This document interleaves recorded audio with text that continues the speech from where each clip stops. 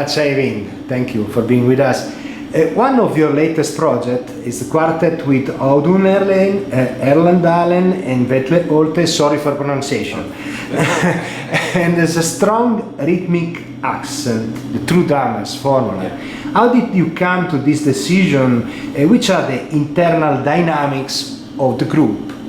I started to work with two drummers because from the beginning, when I started my own group, I used a lot of electronic sounds on electronic drums and together with one drummer.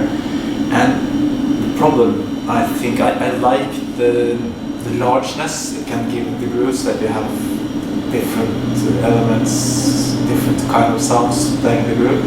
The problem is that I lose freedom and dynamic with the machine, I feel. For instance, if we play very soft, then the machine takes over, and if we start playing really loud, then we have problems hearing the machine. So it makes the sound on stage normally being louder than in general. So now with the two drummers, it's much more dynamic and it's much more alive. We are very free to go wherever we want. Sometimes it can, on tune it can be very sparse, open, sometimes can be like really loud, depending on what is happening. Well, larger number of possibilities. Yeah. Listening to your music, you have the impression that your interests in this field are very wide, so your passions too. Is there some music or musician or other that are inspiring you the most in this period? Oh yes, that's. I listen a lot to music of other people. Yesterday I listened to the new record of David Thorne and Tim Byrne, and I don't remember the name of the drummer. His name, the song of Goldfinger is the. Jasmine. Yes. Okay. So that's that yesterday, and also I listened to Christian Fleming's new album, Aruga or something like that. Yeah.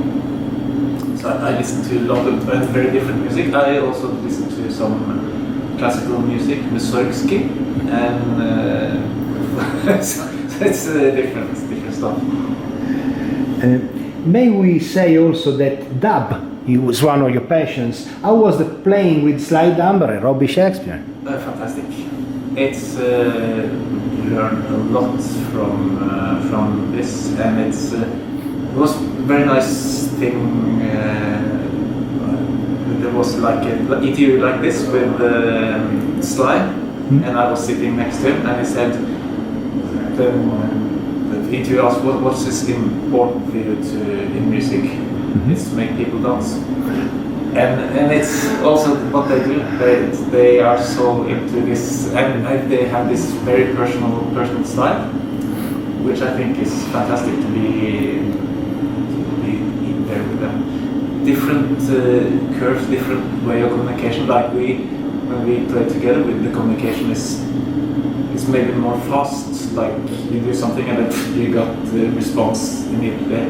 With them, they sort of have their own. There's communication, but the different curves. And do you relate with the common song form?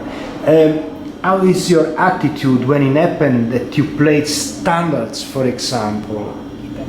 I like standard jazz, listening to it, but I don't really play it myself. So, for instance, I'm in Andy Shepherd's group. I've made 3 albums with him, and I like that very much. That it's not standard jazz, but it's of the project I'm doing now. This is the most in the jazz field, and he invites me to because he wants my sound. So I don't try to play like standard or more normal jazz guitar than I'm in, but I listen very carefully to the tunes and find something that works with the tunes, but at the same time that I don't feel like that I force myself to do something which is not me. I call your sound the secret part of the good recipe. When you are working for yourselves and you're working for other people, with other people, let's say, I say, please listen, there's a secret part of it, and there is always Eivind. Your music has been redesigned in a project with John Derek Bishop. What do you think about it? Which was your impression while listening to it at first? I was surprised when he asked me to do if he could use my material. So I didn't want to interfere with it. So I said, do what you want, and he didn't. And I think he did some very nice stuff out of it.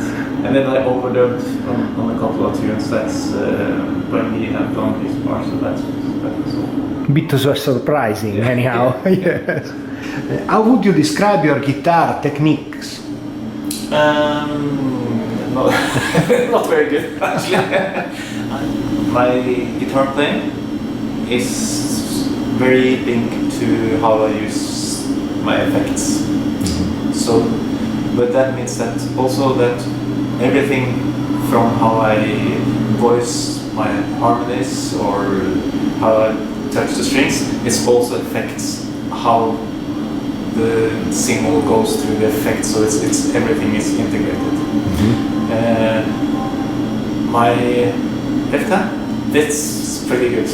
My right hand is disaster. I never managed to play really fast with my right hand, so I never did that. But it's okay with to touch the strings and stuff, but not really. Well, and good luck for your musical adventures, Eivind, and thank you. Thank you. Thanks a lot.